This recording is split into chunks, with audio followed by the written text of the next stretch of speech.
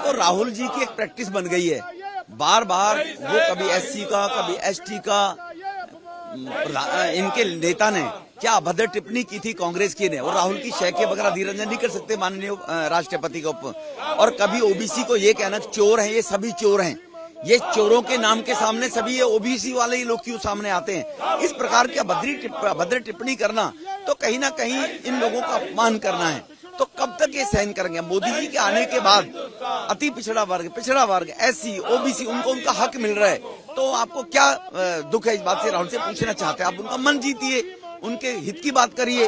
तो जो भारत के बाहर रहकर देशद्रोही बातें करते हैं, वो देश के अंदर भारत के निम्न वर्ग का अपमान करते हैं, ये नहीं सहेगा ओबीसी समाज अब किसी भी सूरत में। राहुल गांधी जी ने जो निम्न कक्षा का ओबीसी समुदाय के लिए जिस तरह का टिप्पणी की है, गाली देने का जो काम किया है, राहुल गांधी जी को ओबीसी समुदाय से माफी मांगनी पड़ेगी। अगर माफी नहीं मांगेंगे तो पूरे देश के अंदर ओबीसी समुदाय एक होके कांग्रेस को नेस्त नाबूद करने का हम लोग यहाँ गांधी जी की छत्रछाया में संकल्प लेने के लिए यहाँ खड़े। पूरे पिछड़े समाज को बेइज्जत करने का काम किया है, जिस तरह से उन्होंने वक्तव्य दिया, और कोर्ट के आदेश के बावजूद भी वह माफी नहीं मांगे और जानबूझ करके, जिसको कहते हैं कि नाखून कटा के शहीद होना, वह शहीद होने का काम किए।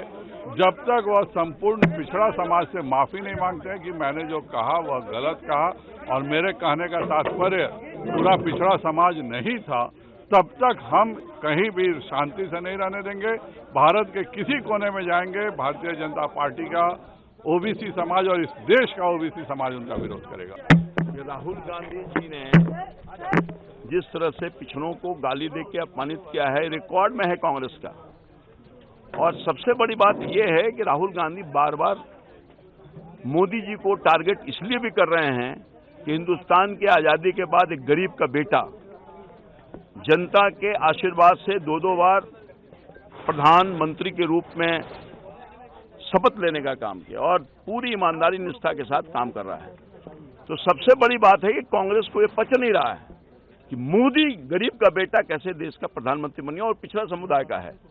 और इसलिए जानबूझ करके राहुल गांधी हमेशा मोदी को गाली दे रहे हैं, टारगेट कर रहे हैं। उनको बर्दाश्त नहीं हो रहा है कांग्रेस पार्टी लोगों को कति पिछड़ा समाज का बेटा हिंदुस्तान पर लगातार कैसे देश की जनता का सेवा कर रहा है।